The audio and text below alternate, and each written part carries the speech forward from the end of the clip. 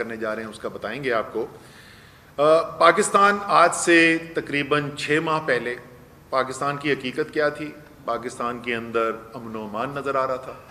پاکستان کی دنیا کے اندر پذیرائی ہو رہی تھی.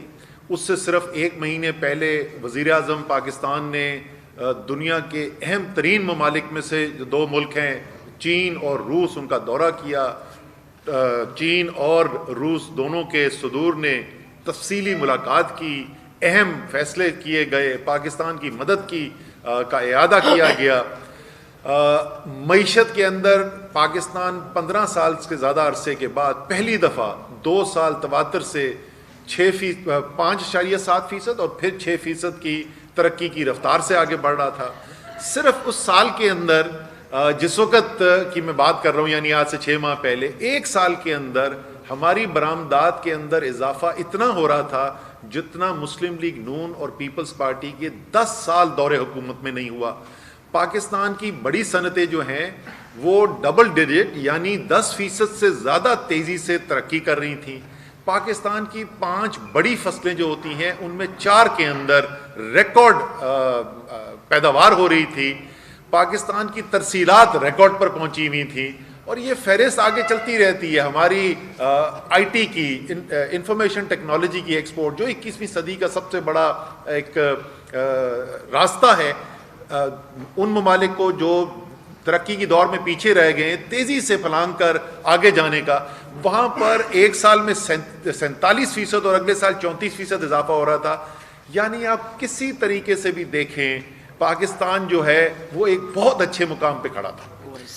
پھر پوری پاکستان کی دنیا میں پذیرائی کی میں نے پہلے بات کی آپ کی.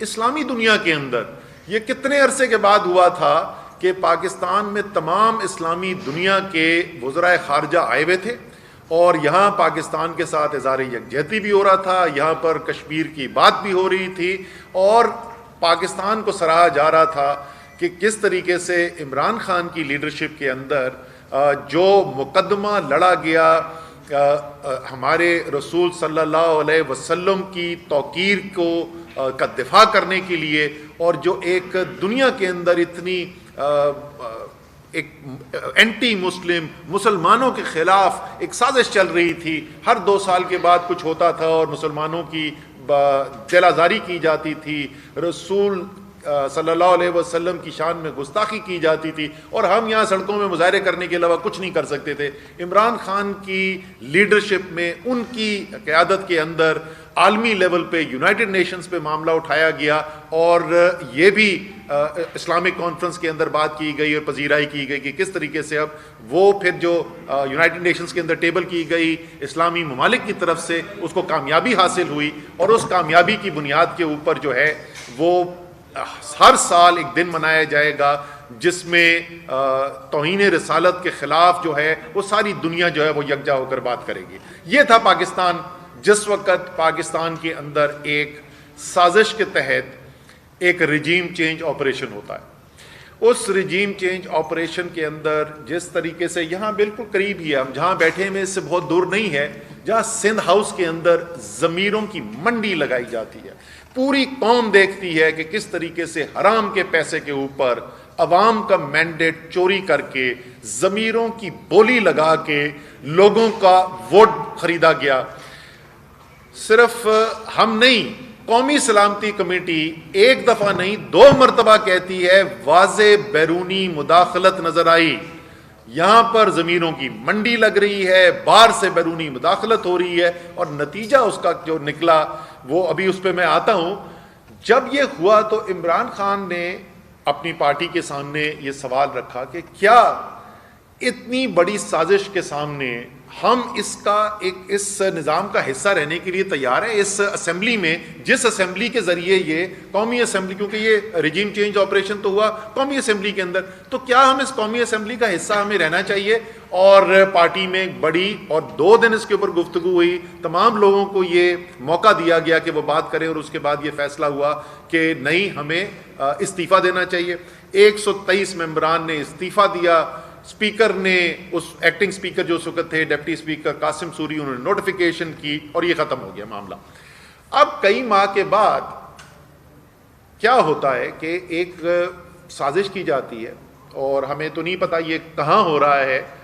ویسے اس کا بھی جواب کمال ہے کہ حکومت پوچھ بھی نہیں رہی. سوال تو پوچھنا چاہیے کہ ٹیپ کر کون رہا ہے, یہ غیر قانونی ہے ساری جو کام کیا جا رہا ہے, یہ کر کون رہا ہے, وہ ایک الگ بات ہے, لیکن وہ خود ہی نہیں اپنا پوچھ رہے تو ہم ان کا کیا کہیں. وہاں پر بات ہوتی ہے پتہ نہیں پی ایم آفس ہے کہاں پہ, لیکن ہمیں یہ پتا ہے کہ اس کے اندر شہباز شریف بیٹھے ہوئے, اس کے اندر رانا ثناء اللہ بیٹھے ہوئے, اس کے اندر ایاز صادق بیٹھے ہوئے ہیں, اس کے اندر اور 2-3 لوگ جو ہیں, خواجہ آصف اس کے اندر بیٹھے ہوئے ہیں. یہ تمام لوگ وہاں پر بیٹھے ہوئے ہیں. اور بات چیت کیا ہو رہی ہے, وہ بات یہ کر رہے ہیں, اعظم تارڑ وہاں پہ بیٹھے ہوئے ہیں, اور بات چیت کیا ہو رہی ہے, بات چیت یہ ہو رہی ہے کہ کیسے ہم من پسند نام جو ہیں ان کو فائنل کریں. اور انہوں نے کہا جی ہم نے پوری میٹنگ کر لی ہے, نام بنا لیے ہیں, ہم ٹائپ کر کے بھی آپ کو دے دیں گے, اور پوری فہرست ہم نے بنا دی ہے کہ چن چن کے کس کے استعفے ہم نے قبول کرنے. کوشش کیا کی جا رہی ہے, کوشش یہ کی جا رہی ہے کہ قانون کو پس پشت رکھ کے سیاست کھیلی جائے, قانون توڑ کر سیاست کھیلی جائے, اور تحریک انصاف کے اندر درار ڈالنے کی کوشش کیا جائے. اور کیونکہ 123 الیکشن سے خوف آ رہا ہے, خاص طور پہ 17 جولائی کو پنجاب میں جو ان کو پھینٹا لگا, جو ان کی سوچ سے باہر تھا, جس طریقے سے کراچی میں NA 245 میں ساری PDM مل کے اتنے ووٹ نہیں لے سکی جتنے اکیلے تحریک انصاف نے ووٹ لیا, جس طریقے سے سوات کے اندر سیٹ جو ہماری سیٹ نہیں تھی, تحریک انصاف کی سیٹ نہیں تھی, خالی ہوئی ANP کی سیٹ تھی, سب نے مل کے الیکشن لڑا, وہ الیکشن تحریک انصاف سے نے جیتا. تو یہ خوف زدہ ہیں, یہ خوف زدہ ہے ان 123 الیکشن کو کرانے سے کہ اس کے بعد تو جو رہی صحیح ان کی ساکھ ویسے بچی ہے کچھ نہیں, لیکن جو صفر ہے وہ منفی نہ ہو جائے. یہ جس طریقے سے الیکشنوں سے بھاگ رہے ہیں, 25 سپتمبر کو الیکشن تھا اس سے بھاگ گئے. انہوں نے کہا کہ جی یہ سیلاب کی وجہ سے الیکشن نہیں کیا جا رہا. وہ اللہ کے بندو, پشاور میں کون سا سیلاب تھا, ننکانہ میں کون سا سیلاب تھا, فیصل آباد میں کون سا سیلاب تھا, کراچی میں کون سا سیلاب تھا, کہتے سیلاب کی وجہ سے الیکشن آگے ملتوی کر دیے. اب آج کل, پہلے کراچی کے 2 دن رہ گئے تھے صرف الیکشن میں, انہوں نے کہا جی بارشیں ہو رہی ہیں, اور بارشیں ایسی ہو رہی تھی کہ میں خود کھڑا ہوا اس کو جلسہ کر رہا تھا, کراچی میں بارش ہو رہی تھی اوپر, شاید علی محمد خان بھی وہیں تھا, مراد سعید بھی وہاں تھا, آپ بھی وہاں پہ تھے. اس کے اندر انہوں نے الیکشن پوسٹ پون کر دیا. اب کراچی سے نئی خبریں آ رہی ہیں, وہ پھر یہ کہہ رہے ہیں کہ اگلا جو لوکل گورنمنٹ کا الیکشن ہے, مقامی حکومت کا الیکشن, پھر اس کو ملتوی کیا جائے. اب وہ کہہ رہے ہیں پولیس والوں کی کمی ہو گئی ہے. او بھائی, پولیس والوں کی تو تمہیں کمی ہونی ہے. جس طریقے سے تم جعلی پرچے کاٹ رہے ہو عمران خان کے اوپر, تحریک انصاف کے لیڈرز کے اوپر, ورکر کے اوپر, پولیس تو تمہارے پاس کام پڑنی ہے. وہ کل میں یہی کہہ رہا تھا کہ ابھی بس ایک ہی چیز بچی ہے کہ عمران خان پہ اگلا پرچہ جو انہوں نے بھینس چوری کا کاٹ دینا ہے, کیونکہ باقی تو بے وقوفی کی کوئی چیز انہوں نے نہیں چھوڑی. تو یہ اچھا, پھر ہماری نہیں, اس کی آڈیو کلیئر نہیں آتی, وہ اس کے کیمرہ پہ بالکل کلیئر نہیں آتی. اچھا, وہ میں بتا دوں گا کیا کہا ہے. سو یہ بیک گراؤنڈ ہے جس کی تناظر میں یہ آڈیو لیک آئی. اب ہم نے ان کی یہ جو اب واضح ثبوت ہمارے سامنے آ گئے ہیں کہ یہ قانونی راستہ نہیں اختیار کیا گیا, یہ سیاسی سازش کے تحت یہ کام کروایا جا رہا ہے. اور اس لیے ہم نے یہ فیصلہ کیا ہے, یہ میرے ساتھ تمام میرے ساتھی جو بیٹھے ہیں, یہ ہمارے آنریبل ممبرز آف پارلیمنٹ, ہماری نظر میں ایکس ممبرز آف پارلیمنٹ بیٹھے ہوئے ہیں میری طرح, اور ہم لوگ اس کے بعد جائیں گے یہ لوگ, اور کورٹ میں اسلام آباد ہائی کورٹ کے اندر پٹیشن فائل کی جا رہی ہے کہ یہ جو سیاست پہ مبنی فیصلہ ہے, یہ قانون کی خلاف ورزی کر کے جو فیصلہ کیا گیا ہے, اس کو کالعدم قرار دیا جائے, اور تمام 123 استعفوں کو ایک طریقے سے ٹریٹ کیا جائے. جو پروسیجر ان سب کے لیے استعمال ہوا ہے وہی میرے لیے استعمال ہوا ہے. میرا وہ کہتے ہیں استعفیٰ ٹھیک نہیں ہے, ان کا کہتے ہیں ٹھیک ہے. سو یہ ظاہر ہے بالکل واضح طور پہ قانونی طور پہ بھی یہ غلط بات ہے. اسی لیے ہم نے قانون کا راستہ لینے کا فیصلہ کیا ہے, اور انشاءاللہ تعالی اس کے بعد جا کر یہ جمع کرا دی جائے گی ہماری پٹیشن جو ہے ہائی کورٹ کے اندر, اور اس کے بعد ہماری امید ہے کہ ہائی کورٹ اس کے اوپر جلد فیصلہ کر لے گا. بالکل کلیئر نہیں آتی. احسن اقبال بھی تھا ہاں, کہہ رہی ہیں جی احسن اقبال صاحب میرے پلاننگ منسٹر کاؤنٹر پارٹ بھی وہاں پہ موجود تھے. ویسے میاں شہباز شریف آپ نے اچھا یاد دلا دیا, آپ نے اچھی نہیں کی, اپنے 2 وزیروں کے ساتھ ساری قوم کے سامنے بستی کر کے رکھ دیا آپ نے. اچھا جی,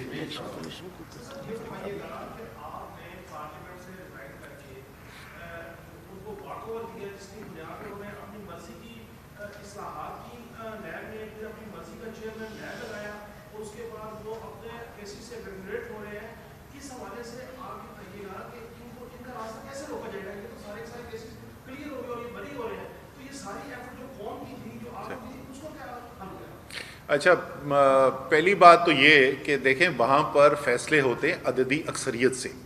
وہاں پہ جو میجورٹی ہے، جو اکثریت ہے، اس کی ووٹ کی بنیاد کے اوپر فیصلہ کیا جاتا ہے. اگر آپ کو یاد ہو ان لوگوں نے ہماری قانون سازی کی مخالفت کرتے تھے، بشمول وہ قانون سازی جو ہم کر رہے تھے فیٹف سے پاکستان کو گرے لسٹ سے نکالنے کے لیے اور بلیک لسٹ میں جانے کے سے بچنے کے لیے، اس کی بھی انہوں نے مخالفت کی اور اس کے لیے جوائنٹ سیشن آف پارلیمنٹ تک ہمیں جانا پڑا. تو اس وقت جو صورتحال ہے میرے بھائی، اس وقت ان کی اکثریت ہوتی اسمبلی کے اندر، اگر ہم اسمبلی میں موجود بھی ہوتے تو ہاں تقریر کم سے کم علی محمد خان بڑی دھواندار تقریر بڑی اچھی کرتا، شیرین مزاری سارے اپنے لیگل ٹیکنیکل انٹرنیشنل اسٹڈی کر کے وہ پوائنٹس کر دیتی ٹیبل، لیکن ہونا اینڈ میں وہی تھا جس کے پاس اکثریت کے ووٹ ہیں، اور ووٹ اس وقت ان کے پاس ہیں. تو سوائے اس سارے کام کو، ابھی قوم کو نظر تو آ رہا ہے نا کہ یہ ہو کیا رہا ہے، یہ رجیم چینج ہوئی کیا ہے، یہ اربوں کی چوری بچانے کے لیے یہ سارا کام کیا گیا تھا. اربوں نہیں، سوری میں معذرت کرتا ہوں، سینکڑوں اربوں کی چوری بچانے کے لیے یہ جو سارا کام کیا گیا تھا وہ قوم کو نظر آ رہا ہے. اگر ہم بھی اس کا حصہ بن جاتے، اگر ہم بھی اس قانون سازی کے اندر ووٹ ڈالتے، ہم تو ان کو سوائے لیجٹمیسی دینے کے لیے کچھ بھی نہ کرتے. اچھا، ایک چیز میں پہلے ذرا سا رہ گیا تھا کہ کردار، آپ اس کے اندر دیکھیں کہ گفتگو ہو رہی ہے اور فرمائش آ رہی ہے سیاسی پارٹی سے، اور الیکشن کمیشن اس فرمائش کے اوپر کیسے عمل کرتا ہے. تو پہلے ایک نہیں، آپ کو متعدد بار ہم مثالیں دے کے بتا چکے ہیں کہ کس طریقے سے الیکشن کمیشن جو ہے وہ ایک پی ڈی ایم کی حلیف جماعت بن چکا ہے، وہ اب ایک ریاستی ادارہ نہیں ہے. اور یہ آڈیو لیکس آنے کے بعد، اور جیسے آپ نے دیکھا جو خواہش کا اظہار اندر کیا جاتا ہے کمروں میں وزیر اور وزیر اعظم بیٹھ کے، وہی منون جو ہے وہ الیکشن کمیشن جا کے اس کے اوپر عمل درآمد کر دیتا ہے.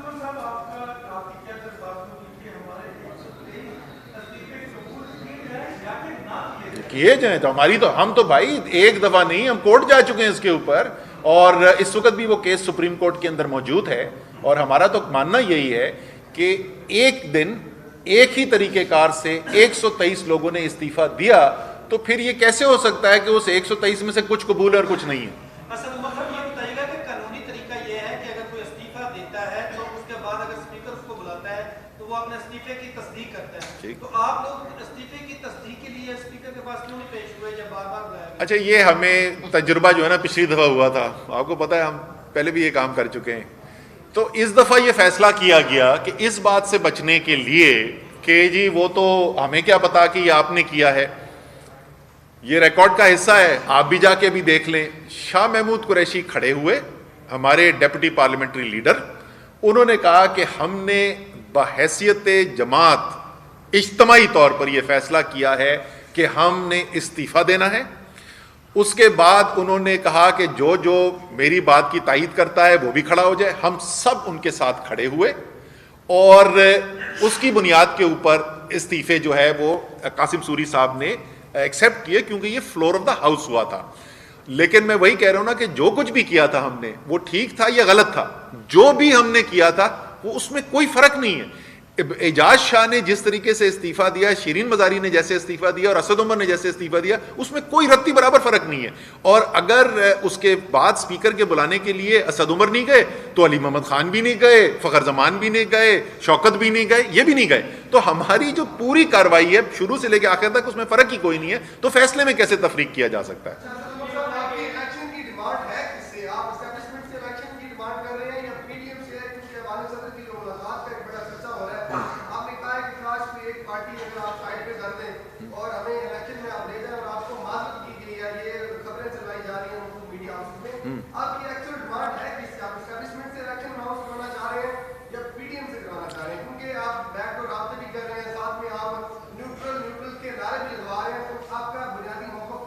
اچھا، اچھی سیاسی تقریر تھی، پوٹینشیل ہے ماشاءاللہ آپ نے. اچھا تو دیکھیں، خبریں تو فرمائشی لگائی جاتی ہیں، یہ بدقسمتی ہے ہماری، حقیقت ہے ہماری میڈیا کی کہ فرمائشی خبر چلتی ہے یہاں پہ. تو وہ خبریں جو چل رہی ہیں اس کے اوپر تو میں کامنٹ نہیں کروں گا. دیکھیں، فیصلہ آخر میں کرنا ہے پارلیمان کے اندر سے ہونا ہے، الیکٹڈ اس کے گورنمنٹ نے کرنا ہے یہ فیصلہ. لیکن اور میں خاص طور میں اپنی ذاتی طور پہ خاص طور پہ بات کر چکا ہوں، آپ مجھے کم سے کم 50 ٹیلی ویژن پروگرام پہ سن چکے ہیں کہ میں بیٹھ کے بولتا ہوں کہ یہ فیصلے جو ہیں، یہ سیاسی بحران ہے، اس کو ختم کرنا سیاستدانوں کی ذمہ داری ہے. لیکن یہ حقیقت ہے کہ اس ملک کی جمہوریت جو ہے اس کے اندر صرف سیاستدانوں کا رول نہیں ہے، اس کے اندر کردار صرف سیاستدانوں کا نہیں ہے. پاکستان کے ریاستی ادارے پاکستان کی سیاسی تاریخ کے اندر بشمول جو قریب کا ماضی گزرا ہے، ماضی قریب کی تاریخ کے اندر ایک کردار ادا کرتے رہے ہیں.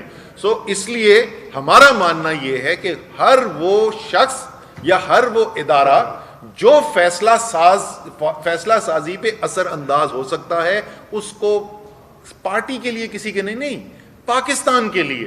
اب آپ چھوڑیں نا، سیاستدانوں کو چھوڑ دیں، اب جو معیشت کے ٹیکنیکل ایکسپرٹس ہیں انہوں نے آرٹیکل لکھنے شروع کر دیے ہیں، کیونکہ ان کو نظر آ رہا ہے کہ یہ جو معاشی بحران اٹھا یہ سیاسی بحران سے اٹھا، اور اگر سیاسی بحران جب تک ختم نہیں ہوگا تو آپ معاشی بحران نہیں ختم کر سکتے. چاہے فائنانس منسٹری ڈار صاحب کے کہنے کے اوپر، ایکچولی یہ پلاننگ منسٹری ہے، احسن اقبال صاحب کے نیچے آتا ہے شماریات کا ادارہ، لیکن جس کسی کی بھی فرمائش کے اوپر آپ ہیرا پھیری کر کے افراط زر تو کم کر سکتے ہیں. آپ کو پتا ہے کہ انہوں نے کیا کہا ہے؟ یہ کوئی پاکستانی سنے گا، مجھے ڈر لگتا ہے کہ میں تو ہنس رہا ہوں لیکن کچھ لوگ جو ہیں وہ غصے میں آ کے کہیں کچھ کر ہی نہ دیں. اس ہفتے کے جو اعداد و شمار افراط زر کے شائع کیے گئے ہیں اس کے مطابق بجلی کی قیمت پچھلے سال سے 45.6% کم ہو گئی ہے، 45.6% کم ہو گئی ہے. تو میرے بھائی ایسی ہیرا پھیری سے نا معیشت کا بحران ختم نہیں ہونا. اس لیے ہر وہ شخص، ہر وہ ادارہ جو چاہتا ہے پاکستان سے اس بحران کے لیے نکلے، ہمارے خیال کے اندر ان سب کو کردار ادا کرنا چاہیے اس فیصلے کے لیے کہ ایک نئے الیکشن کی طرف پاکستان، اور خاص طور پہ وہ سارے جو سازش میں حصہ بنے تھے.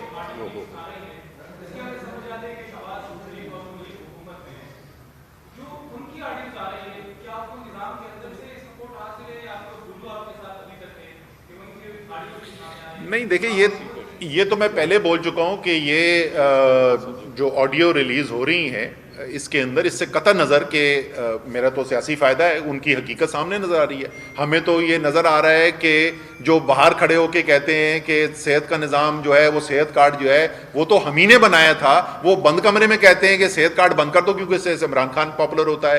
ہمیں تو یہ نظر آتا ہے کہ وہ باہر کھڑے ہو کے بات کرتے ہیں قانون کی، اور بند کمرے کے اندر مشورے دیے جا رہے ہیں کہ اچھا وزیر اعظم مشورہ دے رہا ہے، پاکستان کا وزیر اعظم مشورہ دے رہا ہے کہ اچھا انڈیا سے تو مشینری لانا الاؤڈ نہیں ہے، تو ایسا کیوں نہیں کرتے، اس کو گھما دو کسی تیسرے ملک سے لے کے آ جاؤ. اور آگے جواب یہ مل رہا ہے کہ نہیں اس کا خرچہ بہت زیادہ ہو جائے گا اس کے اندر. تو ہمیں تو یہ بہت ساری حقیقتیں اندر سے نظر آ رہی ہیں نا. لیکن میرے بھائی میں پھر بھی کہتا ہوں کہ یہ بہت بڑا ایک سوال ہے، اور شاید سپریم کورٹ کو اس کی تحقیقات کے لیے کوئی سوموٹو ایکشن لینا چاہیے کہ یہ درست نہیں ہے کہ پاکستان کے ہائیسٹ لیول کے اوپر ڈسکشن جو ہیں اس طریقے سے باہر آئیں. باقی یہ نہیں مجھے پتا لیک کون کر رہا ہے، ظاہر ہے ہمارا تو کوئی سسٹم کے اوپر کوئی نہیں ہے، لیکن ابھی تک ہمیں یہ نظر آیا ہے کہ جو لیکس ان کی ہوئی ہیں ان سے ان کے سیاسی بیانیے کو بے تحاشا نقصان ہوا ہے. اور ابھی تک ہماری لیک جو ہوئی ہے اسے تو صرف یہ پتا ہے کہ سائفر جو ہے وہ حقیقت ہے، اور عمران خان بند کمرے میں بھی وہی بولتا ہے جو بات پبلک کے سامنے کرتا ہے.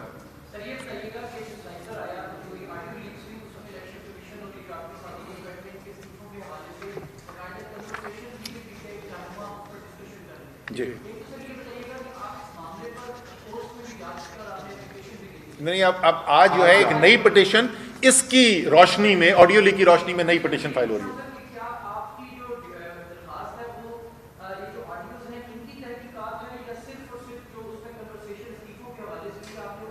نہیں، اس فیصلے سے ہماری پٹیشن جو ہے وہ اس فیصلے سے متعلق ہے. ہمارے خیال کے اندر یہ فیصلہ جو ہے جس کو قانون میں انگریزی میں میلافائڈی کہتے ہیں، یہ ایک غیر قانونی فیصلہ ہے، یہ سیاسی سازش ہے، یہ قانون کے مطابق نہیں ہے، اس لیے اس کو رکوانے کے لیے یہ پٹیشن. آپ ایک چیز دیکھیں نا حسن بھائی آپ کی اجازت سے کہ یہ فیصلہ کل اختیار اس میں اسپیکر آفس ہوتا ہے. ٹھیک ہے جی، ہم اگر حکومت میں ہوں ہم اسپیکر کو ڈائریکشن نہیں دے سکتے، وہ اگر ہیں وہ نہیں دے سکتے. یہاں ڈسکشن کیا ہو رہی ہے، اسپیکر جو ہے اس کو ایک طرح سے ڈائریکشن کون دے رہا ہے. آپ کے ایاز صادق صاحب اسپیکر صاحب کہتے ہیں کہ ہم شارٹ لسٹ کر کے یعنی کہ جن کی استعفے منظور کرنے ہیں ٹائپ کر کے آپ کو دے دیں گے. رانا ثناء اللہ صاحب کو کہہ رہے ہیں آپ لندن سے اپروول لے لیں. شہباز شریف صاحب کہتے ہیں نہیں اپروول کیا لینی ہے، جو شاہ محمود قریشی اور 4-5 نکل جائیں انہوں نے بڑی گرمی لگی ہوئی ہے. مطلب یہ ہے کہ اسپیکر آفس کو حکومتی لوگ کہہ رہے ہیں کہ اس کے قبول کرو اور اس کے مت کرو.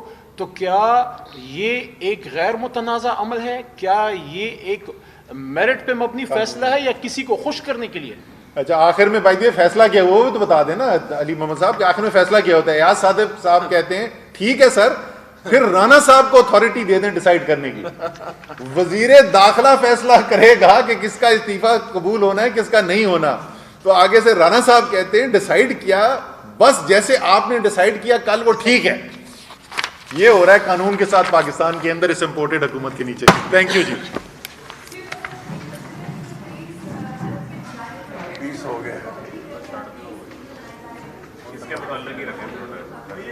وہ کل بیچارے پلاننگ منسٹر صاحب کی جو ہرزہ سرائی کی گئی ہے وزیر اعظم نے, ان کو ابھی چھوڑ دیں اور نہ کریں.